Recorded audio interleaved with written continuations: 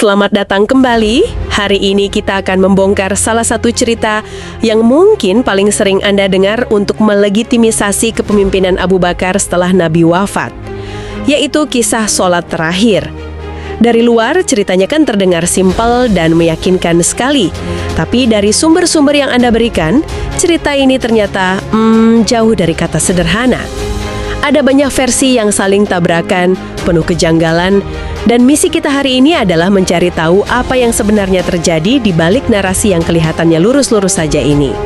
Tepat, dan untuk benar-benar paham, kita nggak bisa melihat peristiwa ini dalam ruang hampa. Ada konteks besar yang melatar belakanginya, yaitu peristiwa Ghadir Qum.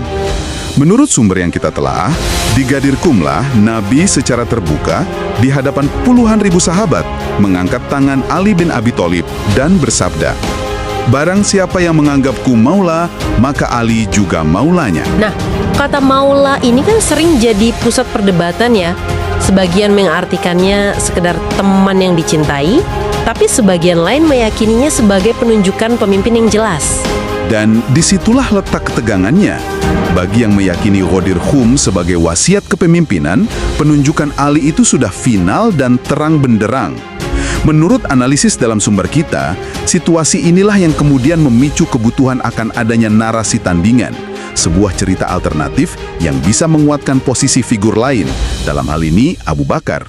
Dan tidak ada simbol yang lebih kuat untuk menunjukkan kelayakan sebagai pengganti Nabi selain menjadi imam sholat di saat-saat terakhir beliau. Itu seperti sebuah serah terima jabatan spiritual, kan? Menarik sekali. Jadi kita tidak bisa melihat peristiwa sholat ini sebagai kejadian tunggal. Ada latar belakang perebutan legitimasi yang sangat kuat.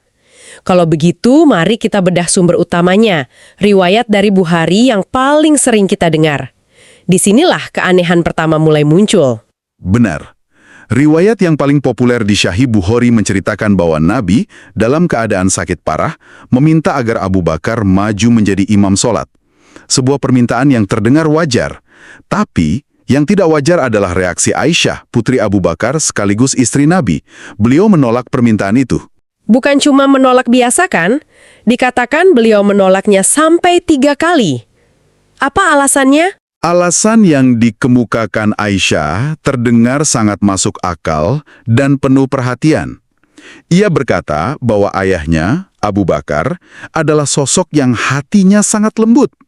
Suaranya pelan dan ia sangat mudah menangis, terutama saat membaca Al-Quran dalam sholat. Aisyah khawatir jika Abu Bakar yang menjadi imam, bacaannya tidak akan terdengar oleh jamaah di belakang. Oke, sekilas itu alasan yang logis, tapi reaksi Nabi terhadap penolakan berulang-ulang ini yang jadi kuncinya, beliau tidak lantas mencari alternatif lain, tapi justru menegur Aisyah dengan sebuah ungkapan yang sangat tajam dan penuh muatan sejarah. Kalian ini seperti Syawahib Yusuf. Ungkapan Syawahib Yusuf atau para perempuan penggoda Yusuf ini bukan teguran biasa.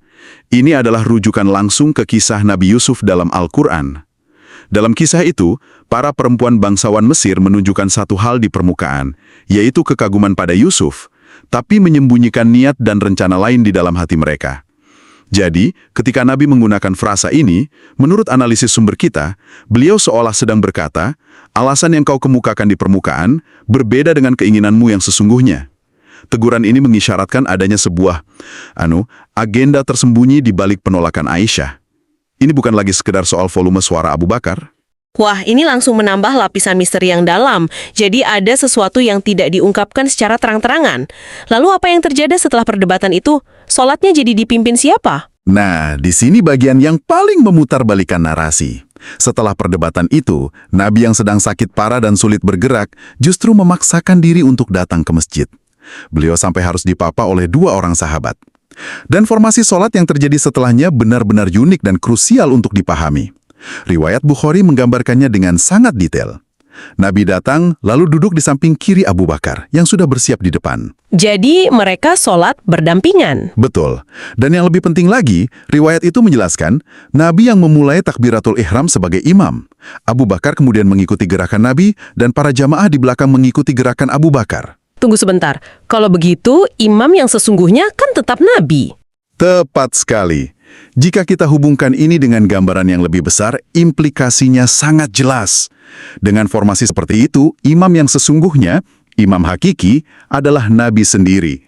Abu Bakar dalam posisi ini tidak berfungsi sebagai imam pengganti. Posisinya lebih mirip sebagai mubalik, yaitu penyambung suara atau gerakan Nabi kepada jamaah yang mungkin tidak bisa melihat atau mendengar Nabi secara langsung. Perannya lebih bersifat teknis, seperti pengeras suara, bukan pengganti kepemimpinan. Saya paham. Jadi ini seperti memutarbalikkan argumennya 180 derajat. Riwayat yang seharusnya menjadi bukti pengangkatan Abu Bakar sebagai pengganti, kalau dibaca dengan teliti justru menjadi bukti bahwa Nabi tidak pernah melepas posisi imamnya. Bahkan dalam keadaan sakit parah sekalipun. Ini luar biasa. Dan yang lebih menguatkan lagi, sumber kita menekankan satu fakta penting. Tidak ada satupun riwayat dalam Sahih Bukhari yang secara eksplisit dan tuntas menyatakan bahwa Abu Bakar menyelesaikan sholat tersebut sebagai imam tunggal. Beberapa versi riwayatnya bahkan terasa terputus sebelum sholat benar-benar dimulai atau selesai. Meninggalkan status keimaman Abu Bakar ini menggantung begitu saja, tanpa kepastian. Wow, jadi riwayat yang dianggap paling kuat dan sering dipakai sebagai bukti utama ini, kalau dibedah lapis demi lapis, justru malah meruntuhkan argumennya sendiri. Ini ironis sekali. Tapi kalau kita pikir ini sudah rumit, ternyata ada versi lain dari sumber yang berbeda yang membuat ceritanya jadi makin... Kacau? Benar. Kita beralih ke sumber lain yaitu Sunan Abi Daud. Ada sebuah riwayat di sana dengan nomor 4660 yang statusnya Hasan Syahih. Oke, sebelum kita lanjut, apa artinya status Hasan Syahih itu bagi pendengar kita yang mungkin kurang familiar dengan terminologi hadis? Sederhananya gini, dalam ilmu hadis ada tingkatan keaslian. Yang paling tinggi itu syahih atau otentik. Hasan Syahih berarti riwayat ini dianggap kuat dan otentik. Sangat bisa diandalkan meskipun mungkin tingkatannya ada sedikit di bawah standar emasnya kitab Sahih Bukhari atau Sahih Muslim. Jadi, ini bukan riwayat yang bisa dianggap remeh. Dan isinya menyajikan skenario yang sangat berbeda. Berbeda bagaimana? Sangat berbeda. Dalam riwayat ini, saat waktu sholat tiba dan Bilal sudah mengumandangkan azan, ternyata Abu Bakar tidak ada di masjid. Entah kemana. Melihat posisi imam kosong, Umar bin Khattab berinisiatif bunduk maju dan memimpin sholat. Dan disinilah momen dramatisnya terjadi kan? Umar dikenal memiliki suara yang sangat keras dan lantang. Tepat. Begitu beliau bertakbir untuk memulai sholat, suaranya yang menggelegar itu terdengar sampai ke kamar Nabi yang letaknya bersebelahan dengan masjid. Mendengar suara takbir Umar, Nabi yang sedang berbaring sakit langsung bertanya, "Di mana Abu Bakar?" Lalu, beliau bersabda sesuatu yang luar biasa tegas dan berat. Sambil menunjuk ke arah masjid, beliau mengatakan, Allah dan kaum muslimin tidak menghendaki hal ini. Dan ini bukan hanya diucapkan sekali, tapi diulang sampai 2 kali. Tunggu sebentar. Allah dan kaum muslimin tidak menghendaki hal ini. Ini implikasinya besar sekali. Kalau Nabi berkata begitu, merujuk pada keimaman Umar. Bagaimana kita bisa mendamaikan ini dengan fakta bahwa Umar kemudian menjadi khalifah kedua? Seorang Amirul Mukminin, yang tugas utamanya justru memimpin umat, termasuk memimpin sholat, ribuan kali. Ini rasanya seperti paradoks yang tidak mungkin diselesaikan. Anda menangkap inti masalahnya. Pernyataan ini bobotnya sangat berat. Ini bukan sekedar koreksi teknis sholat seperti bacaanmu kurang panjang. Ini adalah sebuah penolakan fundamental yang dinisbatkan bukan hanya kepada kehendak Nabi, tapi kepada Allah dan kaum muslimin. Ini menciptakan paradoks teologis yang sangat serius. Bagaimana mungkin seseorang yang dalam satu riwayat sahih disebut tidak dikehendaki Allah dan kaum muslimin untuk menjadi imam dalam satu sholat, kemudian bisa diterima menjadi imam bagi seluruh umat Islam selama bertahun-tahun. Riwayat ini, yang mungkin niatnya untuk mengangkat Abu Bakar, karena di akhir riwayat disebutkan sholat diulang dengan Abu Bakar sebagai imam, justru secara tidak langsung menghancurkan legitimasi spiritual Umar bin Khattab. Jadi kalau kita rangkum sampai di sini, kita punya 2 masalah besar.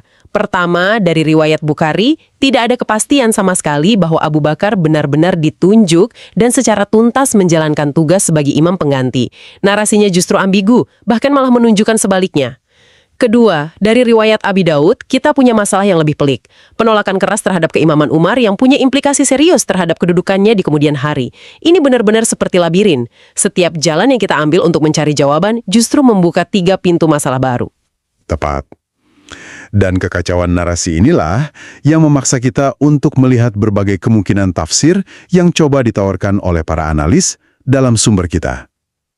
Oke, jadi bagaimana kita bisa mencoba memahami semua ini? Apa saja kemungkinan tafsirnya? Kemungkinan pertama adalah yang paling sederhana dan mungkin paling naif, yaitu riwayat-riwayat ini hanyalah catatan fakta apa adanya, tanpa muatan politis atau makna normatif tentang siapa yang berhak menjadi khalifah. Mungkin Umar memang salah sangka, maju tanpa perintah lalu ditegur. Selesai. Namun, tafsir ini terasa kurang memuaskan karena mengabaikan fakta bahwa peristiwa ini sejak dulu hingga sekarang selalu dijadikan dalil politik utama. Rasanya terlalu menyederhanakan masalah ya. Lalu, tafsir kedua? Tafsir kedua ini lebih menarik. Ia melihat adanya sebuah preseden, sebuah pola yang pernah terjadi sebelumnya. Inisiatif Umar yang kemudian dikoreksi ini bisa dibandingkan dengan peristiwa lain yang juga melibatkan Abu Bakar. Sumber kita merujuk pada sebuah riwayat kuat di Sunan An-Nasai. Ceritanya, pada musim haji, Nabi awalnya menugaskan Abu Bakar untuk memimpin rombongan haji dan membacakan ayat-ayat awal surat At-Taubah di hadapan publik di Mekah. Sebuah tugas yang sangat terhormat dan penting. Sangat penting. Namun, di tengah perjalanan Abu Bakar menuju Mekah, tiba-tiba Jibril turun membawa wahyu. Tugas itu dibatalkan. Perintah itu dicabut dari Abu Bakar dan dialihkan kepada Ali bin Abi Thalib, yang kemudian menyusul untuk mengambil alih tugas tersebut. Alasannya pun spesifik. Jibril menyampaikan pesan ilahi bahwa tugas semacam itu, yang merupakan penyampaian risalah, hanya boleh dilakukan oleh Nabi sendiri atau seseorang dari dirinya, minni. Peristiwa ini menunjukkan bahwa pembatalan sebuah tugas keagamaan penting yang sudah diberikan kepada seorang sahabat bukanlah hal yang aneh. Itu pernah terjadi sebelumnya, dan alasannya bersifat ilahiyah. Wah, ini koneksi yang sangat menarik. Jadi, teguran terhadap Umar bisa dilihat dalam kerangka yang sama. Sebuah koreksi ilahi atau sebuah tindakan yang tidak sesuai dengan kehendaknya ini seperti ada sebuah pola. Lalu bagaimana dengan kemungkinan tafsir yang ketiga? Nah, tafsir ketiga ini yang disebut berbahaya oleh sumber kita. Kemungkinannya begini, Nabi memang benar menunjuk Abu Bakar, tetapi Aisyah dan mungkin Abu Bakar sendiri justru lebih menginginkan Umar yang maju. Mungkin karena Umar dianggap lebih tegas, suaranya lebih lantang, dan citranya sebagai pemimpin lebih kuat. Aisyah, dengan alasan suara ayahnya terlalu lembut, mungkin mencoba mengatur situasi agar pada akhirnya Umarlah yang maju menjadi imam. Kenapa tafsir ini dianggap berbahaya? Karena tafsir ini berbentangan langsung secara frontal dengan riwayat Sunan Abi Daud yang baru saja kita bahas. Dalam riwayat itu, Nabi secara eksplisit dengan mengatasnamakan Allah dan kaum muslimin menolak keimaman Umar. Jadi, jika kita menerima tafsir bahwa Aisyah mendorong Umar untuk maju, itu artinya Aisyah sedang mendorong seseorang yang justru ditolak oleh Nabi dan Allah. Ini akan membuka implikasi yang sangat rumit dan pelik terkait hubungan, niat, dan agenda di antara para sahabat utama. Ini benar-benar rumit. Jadi kalau kita simpulkan, setelah menelusuri sumber-sumber ini, penggunaan kisah imam sholat sebagai dalil utama untuk melegitimasi kekhalifahan Abu Bakar ternyata sangat rapuh. Riwayat-riwayatnya tidak solid, saling bertabrakan satu sama lain, dan yang paling parah, justru menciptakan masalah-masalah teologis baru yang jauh lebih besar, terutama yang menyangkut posisi Umar bin Khattab. Benar sekali. Kalau kita mau jujur secara metode penelitian sejarah, akan lebih akurat untuk mengakui bahwa kumpulan riwayat ini sangat bermasalah dan tidak bisa dijadikan fondasi yang kokoh untuk sebuah klaim politik sebesar suksesi kenabian. Sumber yang kita bahas menyimpulkan bahwa narasi-narasi tandingan seperti kisah sholat ini tampaknya merupakan bagian dari upaya para ulama di masa-masa berikutnya untuk membangun legitimasi alternatif, untuk mendelegitimasi penunjukan Ali bin Abi Thalib yang telah diumumkan secara terbuka sebelumnya di Ghadir Hum. Ini adalah sebuah konstruksi naratif pasca kejadian. Setelah melihat betapa rumit dan penuh kontradiksinya, sebuah kisah yang selama ini kita kira sederhana, ada satu pertanyaan menarik untuk Anda renungkan. Jika sebuah dalil yang begitu populer dan sering diulang-ulang, ternyata menjadi serapuh ini ketika diuji lebih dalam dengan sumber-sumbernya sendiri, narasi-narasi besar lain dalam sejarah, baik itu sejarah agama, politik, atau bahkan kisah bangsa kita, Apalagi yang mungkin perlu kita lihat kemari dengan kacamata yang lebih kritis?